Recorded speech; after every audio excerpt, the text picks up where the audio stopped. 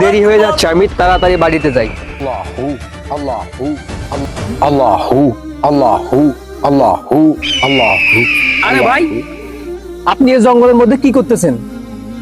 আজ থেকে এখানে 5 মাস ধরে ইবাদত করতেছি। যেদিন আল্লাহ তাআলা আমার ইবাদত কবুল করবে সেদিনে মরা গাছে পাতা ধরবে। আমিও তো জীবনে অনেক গুনাহ করেছি, এখন একটু তওবা করা উচিত।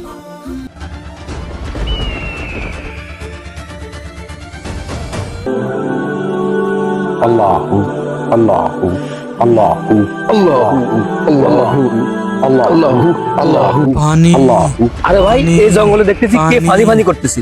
আপনি আপনার মতো ইবাদত করলে করেন, আমার ইবাদতে বাধা দিন না। আল্লাহু আল্লাহ আল্লাহু আল্লাহু আল্লাহু আল্লাহু আল্লাহু আল্লাহু। পানি পানি এই নেন ভাই পানি।